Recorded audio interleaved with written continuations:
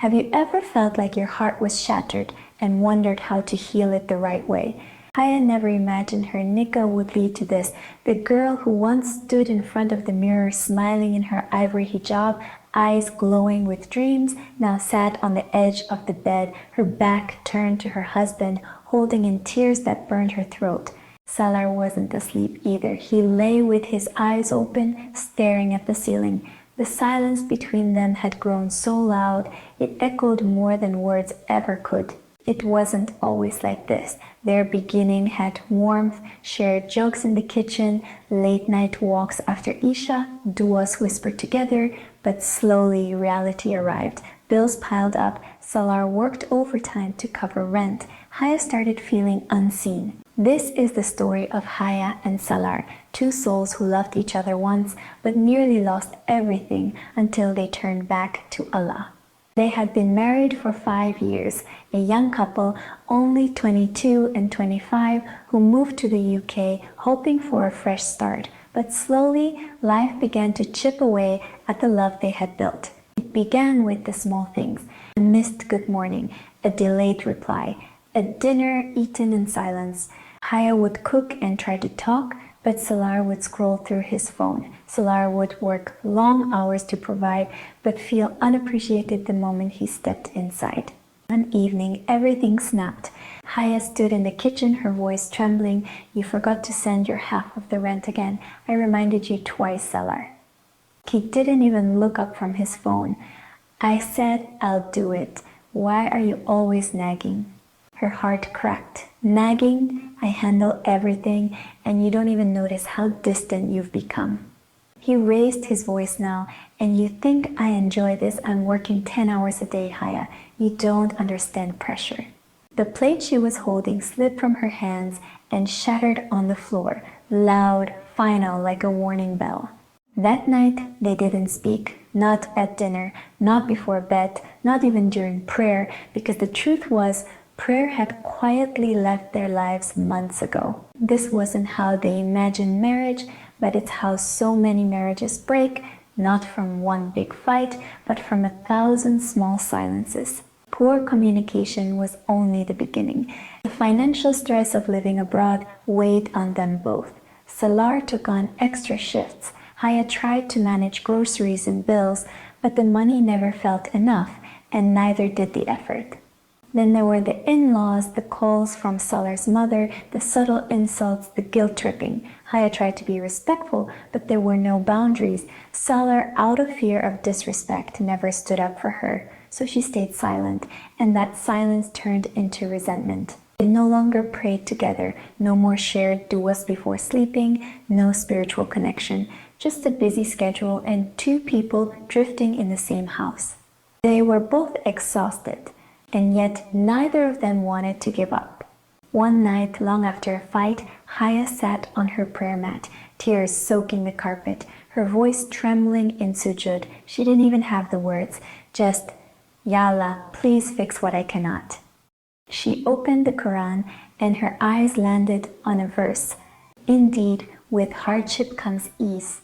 And another, "And we created you in pairs so that you may find tranquility in one another." Tranquility, where was it now? At the same time, across the city, Salar stayed after Jummah at the masjid for the first time in months. An old uncle noticed him sitting alone. "You okay, beta?" the uncle asked.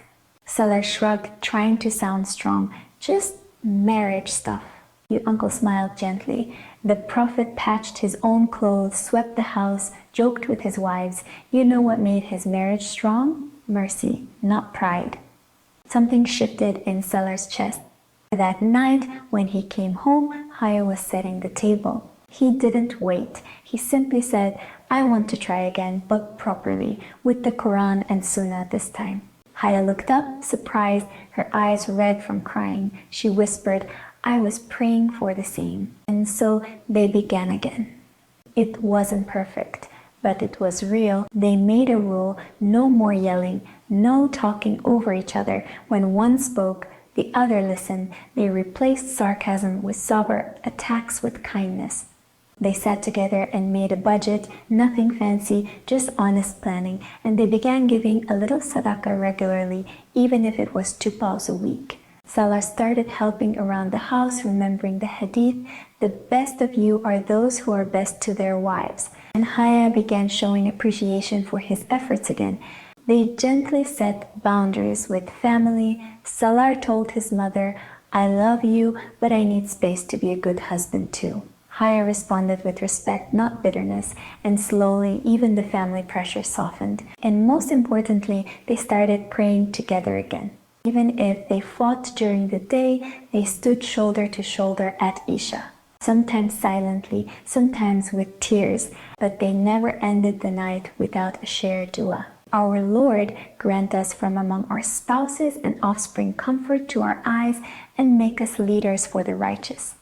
The change didn't happen overnight, but little by little, the light returned. They started smiling again. Haya would rest her head on his shoulder again.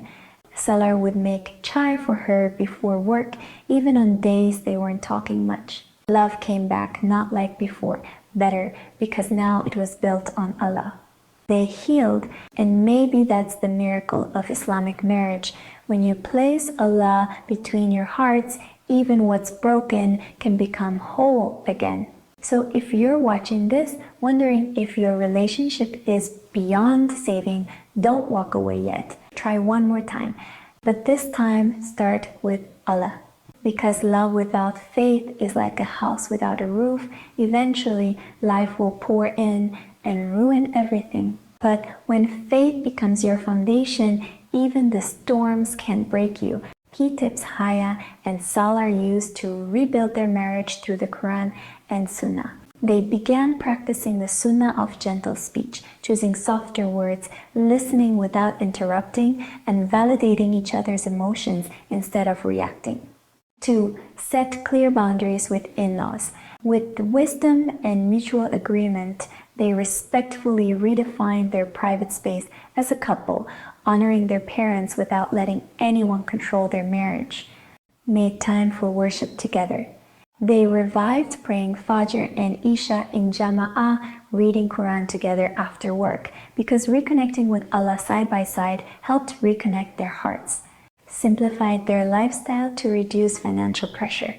Instead of chasing worldly standards, they chose barakah over excess, cutting unnecessary expenses, planning together, and making gratitude a daily habit. Used prophetic conflict resolution. Following the Prophet's example, they never went to sleep angry. They learned to apologize first, control their egos, and make dua for one another, even during conflict. If you're silently suffering in your marriage, don't let shaytan convince you it's over. Hearts can break, but with Allah, they can also be beautifully rebuilt. If this story gave you hope or reminded you to hold on, then don't forget to subscribe to Healed by Hidayah. There's so much more to come, inshallah. The next story, a family torn apart by Nazar and how they found strength through Allah. You won't want to miss it. See you soon in Healing and Hidayah.